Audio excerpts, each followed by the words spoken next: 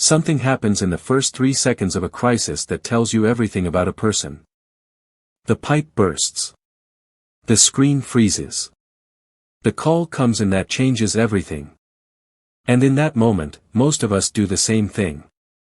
We panic first and think second. Our hands shake before our brain even catches up. But then there's that one person.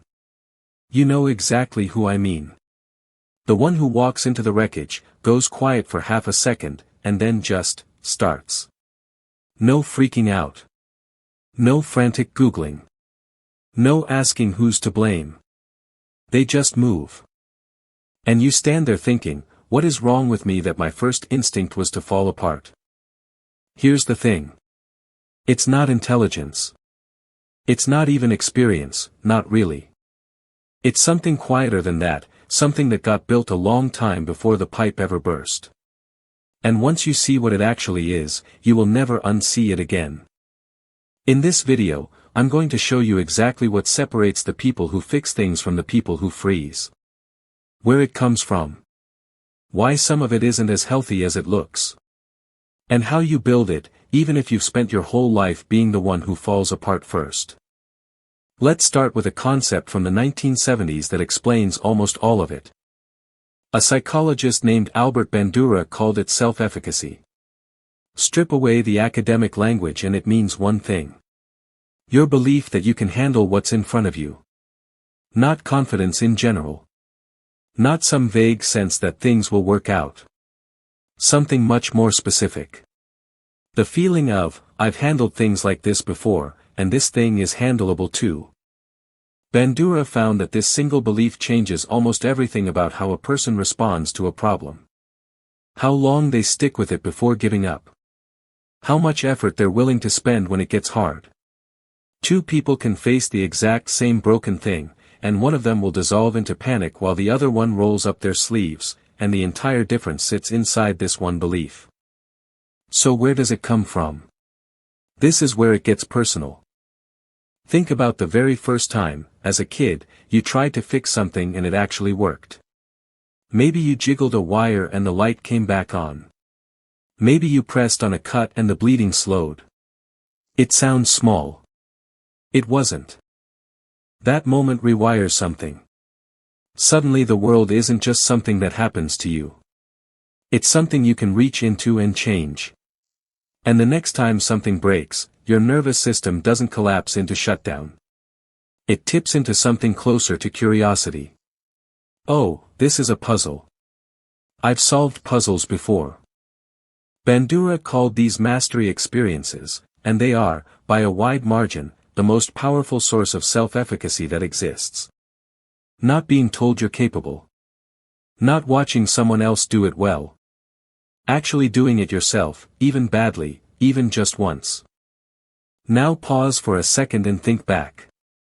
Was there a moment like that for you? Because if there wasn't, that's not a character flaw.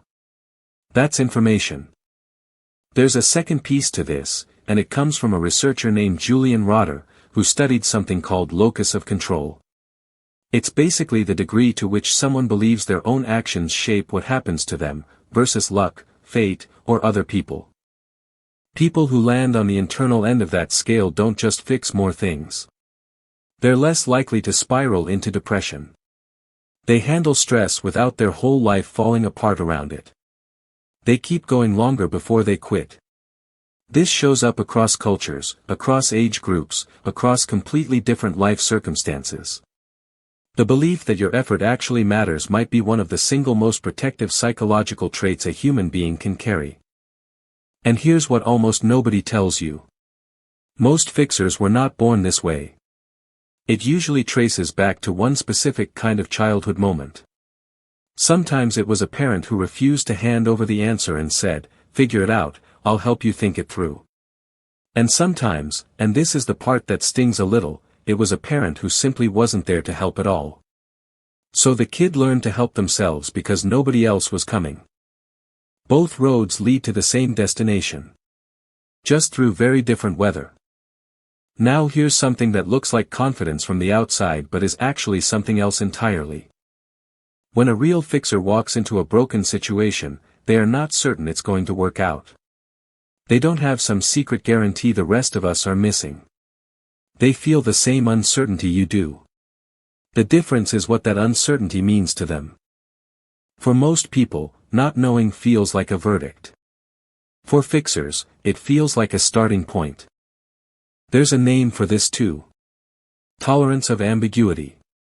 The ability to sit inside a situation where you genuinely don't know the answer yet, without collapsing while you figure it out. People who struggle with ambiguity need resolution immediately. They need to know it's going to be okay right now, and when that reassurance doesn't come fast enough, the anxiety takes over, and they either freeze completely or quietly hand the problem to whoever looks calmest in the room and step back. The fixer learned, somewhere along the way, how to be okay inside that uncomfortable middle space. Not because they enjoy discomfort. Because they trust that the middle space eventually resolves. Let's pause here for a second, because I think it would be dishonest to keep going without saying this next part. Not everyone who fixes everything is doing it from a place of strength. Some people learn to fix things because that was how they earned their place. In their family, in their friend group, in their own head, being useful was the price of belonging. Standing there helpless was, at some point, genuinely dangerous, emotionally or otherwise. So their nervous system made a decision a long time ago. I will never be helpless again. That's not self-efficacy. That's a coping mechanism wearing a superhero costume. You can usually tell the difference with one test. Ask them to step back and let someone else handle it. If they physically cannot relax, if they're hovering, offering suggestions nobody asked for, needing the thing fixed not for the sake of the thing but because an unresolved problem anywhere near them feels like an unresolved wound inside them, that's not curiosity. That's control dressed up as helpfulness. But then there's the other kind. And honestly, this is the one worth becoming.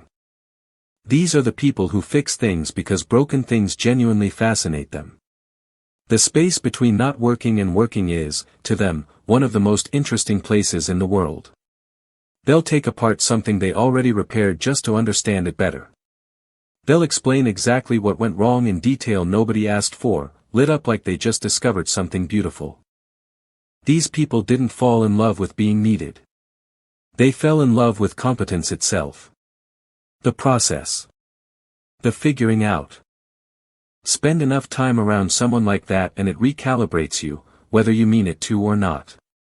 Because what they show you, without ever saying it out loud, is that not knowing how to do something is a temporary state. Broken is not a permanent condition. You are allowed to put your hands on a problem and actually move it. You might be sitting here realizing you're one of these people and never really understood why. Or you might be realizing you're not, and the whole idea feels foreign, almost like it belongs to a different species of person. If it's the second one, I want to say this directly to you. The reason you hand your broken things to someone else isn't a flaw in your character. It's a history. A long stretch of experiences that quietly taught you that problems are things that happen to you, not things you get to act on. And that history is not a life sentence. Bandura's entire body of work rests on one simple, almost stubborn idea. Self-efficacy is built, not born. Through small wins. Not dramatic, heroic fixes.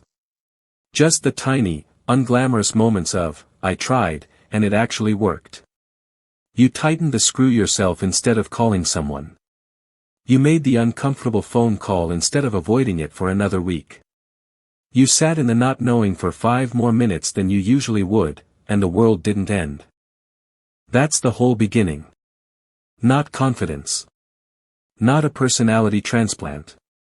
Just proof, collected one small moment at a time, that you are someone things don't only happen to. Because the truth is, the people who seem to know how to fix everything were never actually born certain. They were just the ones who, at some point, got a little evidence that they could survive not knowing. And once you have that evidence, even a small amount of it, you start reaching for the next broken thing instead of stepping back from it. You don't need to become fearless. You just need one small win to start collecting. Like to learn more about human psychology? Like, comment, and share this video. Subscribe my channel now. Thank you for watching.